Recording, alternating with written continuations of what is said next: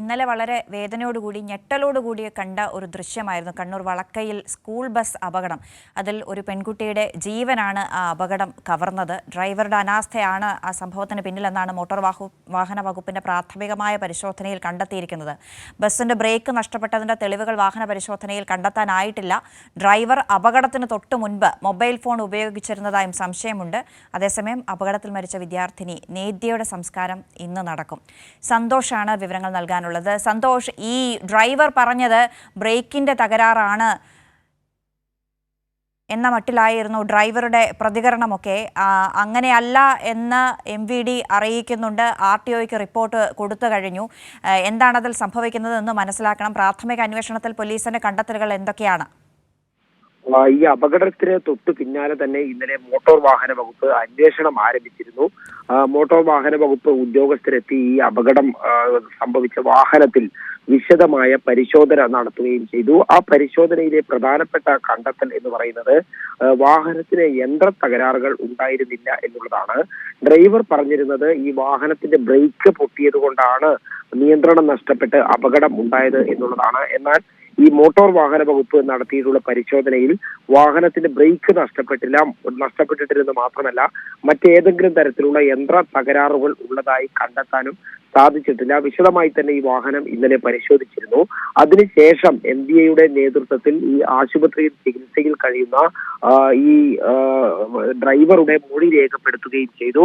ഡ്രൈവറുടെ മൊഴിയിൽ തന്നെ ചില പരസ്പര വിരുദ്ധമായ കാര്യങ്ങളാണ് ഈ മൊഴിയെടുത്ത ഉദ്യോഗസ്ഥർ രേഖപ്പെടുത്തിയത്. അതിൽ തന്നെ ഈ സമയത്ത് ഡ്രൈവർ മൊബൈൽ ഫോൺ ഉപയോഗിച്ചിരുന്നതായുള്ള ചില സംശയങ്ങളുമുണ്ട്. കാരണം അപകടം നടക്കുന്നതിന് തൊട്ട് മുൻപ് ഈ ഡ്രൈവർ വാട്സപ്പ് സ്റ്റാറ്റസ് അപ്ഡേറ്റ് ചെയ്തിട്ടുണ്ട് എന്നുള്ള കാര്യം ഈ അന്വേഷണത്തിൽ കണ്ടെത്തിയിട്ടുണ്ട്. അതുകൊണ്ട് അത്തരത്തിലുള്ള സമഗ്രമായ അന്വേഷണം തന്നെയാണ് ഇപ്പോൾ നടക്കുന്നത്.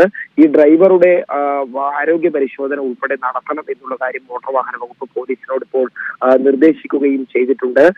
പ്രാഥമികമായിട്ടുള്ള ഒരു കണ്ടെത്തൽ എന്ന് പറയുന്നത് ഈ ഡ്രൈവറുടെ അശ്രദ്ധയാണ് അപകടത്തിലേക്ക് നയിച്ചത് എന്നുള്ള ഒരു പ്രാഥമികമായ കണ്ടെത്തലാണ് ഇപ്പോൾ മോട്ടോർ വാഹന വകുപ്പിനുള്ളത്. അതേസമയം തന്നെ ഇന്നലെ ദാരുണമായി മരണപ്പെട്ട 5ാം ക്ലാസ് വിദ്യാർത്ഥി നേദ്യയുടെ ശവസംസ്കാര ചടങ്ങുകൾ ഇന്ന് നടക്കും. രാവിലെ പരിയാരം മെഡിക്കൽ കോളേജിൽ നിന്നും പോസ്റ്റ്മോർട്ടം പൂർത്തിയാക്കിയതിനു ശേഷം കുടുംബത്തിന് മൃതദേഹം വിട്ടു നൽകും. അത് കുറുമാത്തൂർ ചിന്മയ സ്കൂളിൽ 11 മണിക്ക് പൊതുദർശനത്തിന് വെക്കും. അതിനുശേഷം 11:30 നേദ്യയുടെ വീട്ടിൽ പൊതുദർശനത്തിന് വെച്ചതിന് ശേഷം 12 മണിയോടുകൂടി വീടിനടുത്ത് തന്നെയുള്ള ഈ പൊതു ശ്മശാനത്തിൽ മൃതദേഹം സംസ്കരിക്കും എന്നാണ് ഇപ്പോൾ അറിയാൻ കഴിയുന്നത്.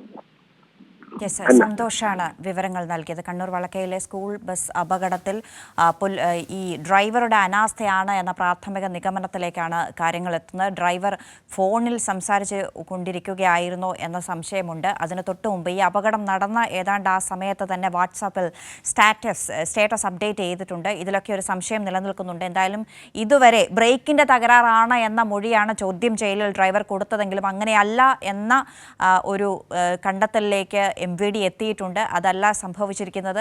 ഡ്രൈവറുടെ കൃത്യമായ അനാസ്ഥ ഈ വിഷയത്തിൽ ഉണ്ടായിട്ടുണ്ട് എന്ന വിലയിരുത്തലുകളുണ്ട്. സന്തോഷാണ് വിവരങ്ങൾ നൽകിയത്.